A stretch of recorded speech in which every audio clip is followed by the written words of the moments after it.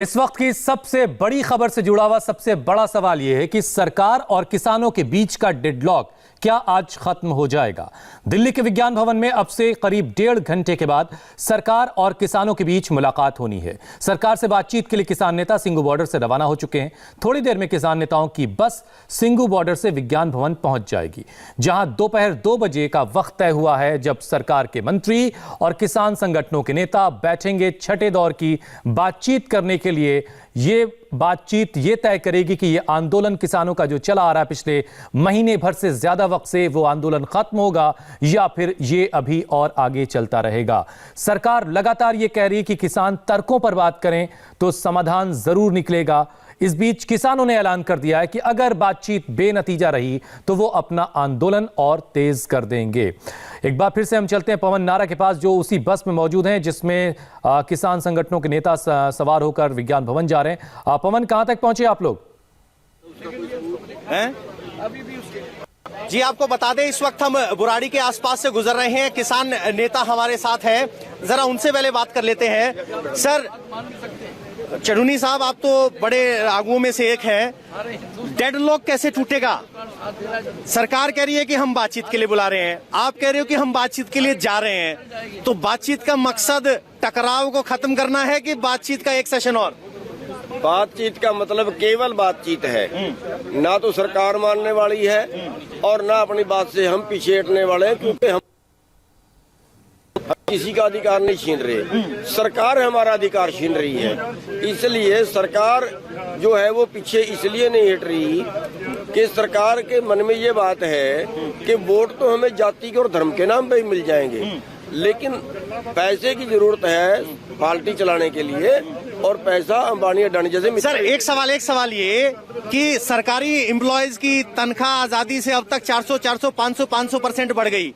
किसान के पास सिर्फ 100 गुना ही बढ़ा मिनिमम सपोर्ट प्राइस। तो जो पैसा देश में बढ़ रहा है वो किसान तक अगर प्राइवेट इन्वेस्टमेंट नहीं आए कैसे? क्या ये जो कानून रोक लगा रहे थे मंडी वाले या बाकी, क्या इनको नए वक्त के हिसाब से नहीं बदलना चाहिए? कानूनों में कमी आप बता रहे थे, उनके लिए सरकार बदलने के लिए तैयार है? देखिए 1966 से लेके 400 गुना 500 गुना तनख्वाह बढ़ गई है आजादी के टाइम से लेके, नहीं 66-67 से लेके। और किसान की आमदन 100 गुना नहीं, उसके भाव बढ़े केवल 29 गुना, बहुत ही अंतर है।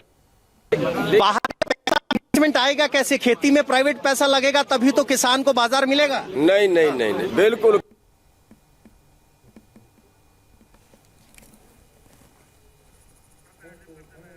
तो पवन की आवाज़ हम तक अब नहीं आ पा रही है, हम कोशिश करेंगे दोबारा उनसे बातचीत हो।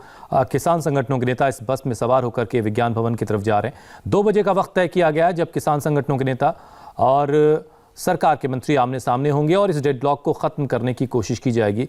कुमार सोनू के पास एक बार फिर से चलते हैं। सिंघू बॉर्डर ये वही बॉर्डर है जहां पर किसान संगठनों के नेता बैठते हैं, बातचीत करते हैं, रणनीति बनाते हैं, और जो संयुक्त किसान मोर्चा उसकी बैठकें तमाम यहीं पर होती है। आगे की रणनीति क्या है? आज का आंदोलन, ये आज की जो बैठक है इसको लेकर के अभी जब पवन नारा बात कर रहे थे तो वही साफ कह रहे हैं कि हाँ, उन्होंने बातचीत के लिए बुलाया, हम बातचीत के लिए जा रहे हैं कुमार, लेकिन सरकार भी मानने को तैयार नहीं और हम भी अपनी मांग से पीछे हटने को राजी नहीं है। तो फिर आगे की रणनीति भी पहले से तैयार होगी कुमार? देखिए, बिल्कुल 30 तारीख को मैंने बताया हुसैन कि इनका ट्रैक्टर रैली इन्होंने निकालनी थी कि जो कुंडली पलवल मानेसर हाईवे है वहां से, लेकिन जब 30 तारीख की बैठक का समय तय हुआ तो तुरंत किसान नेताओं ने उस रैली को पोस्टपोन करके 31 के लिए कर दिया। यानी कि वो अपने किसी प्रोग्राम को पोस्टपोन कैंसिल नहीं कर रहे हैं, उन्होंने बल्कि पोस्टपोन किया है। फिलहाल आज जो ये बैठक होनी है, इस बैठक से कयास ये लगाए जा रहे हैं, किसानों को भी उम्मीद है तो वहीं सरकार को भी उम्मीद है कि शायद 7वें दौर की बैठक में किसान मान जाए, और किसानों को ये उम्मीद है कि शायद 7वें दौर की बैठक में उनकी डिमांड जो है पूरी हो जाए। लेकिन जो स्थिति है, जो संभावनाएं हैं, जो परिस्थितियां बनी हुई हैं, उससे ऐसा नहीं लगता कि इस बैठक के बाद यह आंदोलन खत्म होगा। और मुझे लगता है कि शायद कुछ बैठकों के दौर अभी और चलेंगे, ये प्रदर्शन भी कुछ लंबा चलेगा। लेकिन दोनों ही तरफ से जिद है कि ना ही सरकार झुकने को तैयार है और ना ही किसान झुकने को तैयार। तो ऐसे में ये तस्वीर जरूर साफ है कि आंदोलन तो तेज चलेगा ही चलेगा, लेकिन साथ ही साथ सरकार को विचार और विमर्श करने के लिए किसान एक बार फिर मौका दे सकते हैं। लेकिन चलिए बातचीत होनी चाहिए और बातचीत हो रही है, क्योंकि बातचीत से ही कोई हल निकल सकता है। एक बार फिर से हम देवेंद्र पराशर के पास चलते हैं, जो विज्ञान भवन के ठीक बाहर खड़े हैं। देवेंद्र, क्या सरकार की तरफ से कोई नुमाइंदा पहुंच चुका है विज्ञान भवन?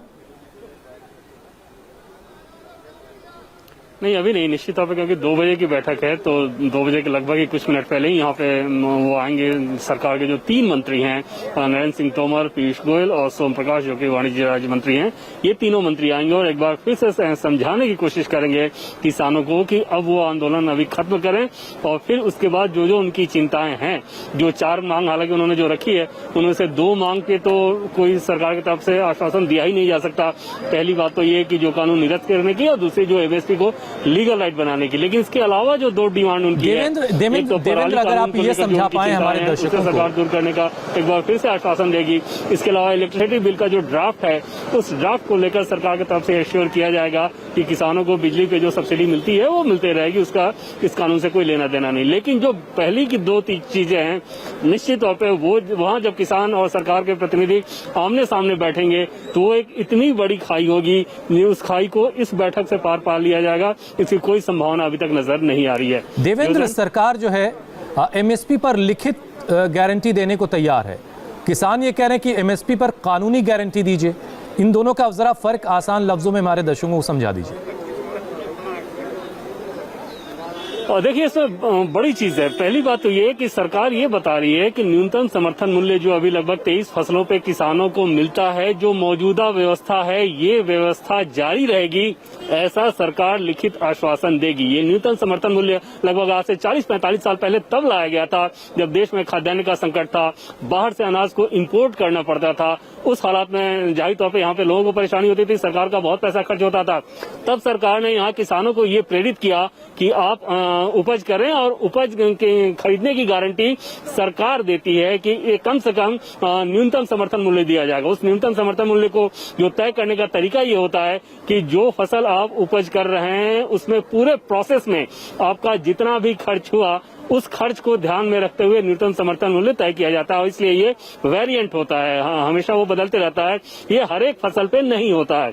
तो सरकार जो मौजूदा व्यवस्था है वो व्यवस्था जारी रहेगी, इसके लिए लिखित आश्वासन देने को तैयार है। अब रह गई बात लीगल राइट की। लीगल राइट का मतलब ये हुआ कि देश में जितना भी अनाज उपज होगा, जो किसान पैदा करेंगे, उसके लिए एक कानूनी व्यवस्था कर दी जाए कि वो न्यूनतम समर्थन मूल्य उसके लिए गारंटेड हो। और वैसी स्थिति में आप अंदाजा लगाइए कि अभी कृषि मंत्रालय का जो बजट है, कम से कम 4 से 5 गुना ज्यादा बजट बढ़ जाएगा, कम से कम इतना बढ़ेगा अगर सरकार न्यूनतम समर्थन मूल्य को कानूनी व्यवस्था करे तो। मतलब इसका ये हुआ कि जो कुछ भी जो एमएसपी के तहत आने वाली तमाम फसलें हैं वो सब की सब फिर एमएसपी के तहत ही जाएंगी, जिसे लेकर के एक बड़ा बोझ सरकार के ऊपर पड़ेगा, और इसी की गारंटी कानूनी तौर पर किसान चाहते हैं। एक बार हम जरा गाजीपुर बॉर्डर चलते हैं, जहां पर गौनिका अरोड़ा इस वक्त जहां से हमारे साथ हैं। गौनिका, किसान संगठनों के नेता बस पहुंचने ही वाले हैं कुछ वक्त में।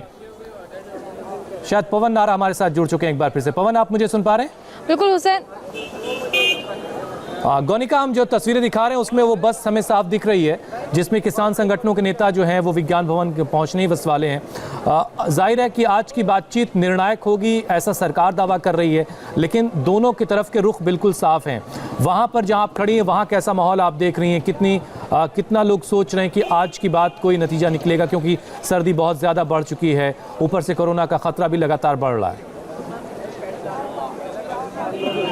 बिल्कुल हुसैन, किसान नेता तो वहां से निकल चुके हैं, लेकिन उससे पहले उन्होंने भी पूरी रणनीति तैयार की है। वहां पर जो किसान नेताओं की जो बैठक है वो परसों बैठक हुई थी और करीब रात 12 बजे तक वो बैठक चली थी, जिसपे क्या क्या सवाल सरकार से बातचीत करनी है, जो तमाम मंत्री वहां पर मौजूद रहेंगे उनके सामने क्या मांगे रखनी है, किस तरह वो मांगे रखनी है, और ये सारी चीजें जो है ये उस बैठक में तय की गई थी। उसके बाद कल लेटर रिलीज किया गया, जब सरकार को जवाब दिया गया कि हाँ हम आपसे मिलने आएंगे, और अपनी मांगे दोबारा उस पर रिपीट की गई। जहां तक गाजीपुर बॉर्डर की बात है तो गाजीपुर बॉर्डर में जो तमाम किसान है, कुछ किसान जो है वो ये उम्मीद जता रहे हैं कि शायद बातचीत से कोई हल निकले, लेकिन कई किसान ऐसे हैं जो कह रहे हैं कि बातचीत से कोई ज्यादा उम्मीद होती दिख नहीं रही है, कि क्योंकि पहले भी 6 राउंड की बातचीत हो चुकी है और आज 7वें राउंड की बातचीत है। ऐसे में उन्हें लग नहीं रहा है कि कुछ ऐसा बीच का रास्ता निकलेगा, क्योंकि उनकी यही मांग है कि तीनों कानूनों को जब तक वापस नहीं लिया जाएगा तब तक और बातचीत आगे होगी ही नहीं। लेकिन सरकार यही कह रही है कि कानूनों को हम वापस तो नहीं लेंगे, लेकिन संशोधन जरूर करेंगे। वही संशोधन की बात पर किसान राजी नहीं है। उनका यही कहना है कि तीनों कानूनों को वापस लिया जाए।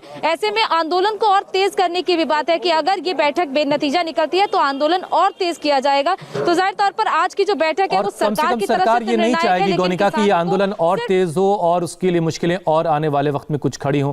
जतिन शर्मा इस वक्त हमारे साथ टीकरी बॉर्डर से हैं। जतिन, हमने शुरुआती वक्त में देखा इस आंदोलन के कि आसपास के लोग जो हैं आंदोलन कर रहे किसानों की बहुत मदद कर रहे थे, उनका काफी सपोर्ट था आसपास के लोगों का, लेकिन अब महीने भर से ज्यादा का वक्त गुजर चुका है।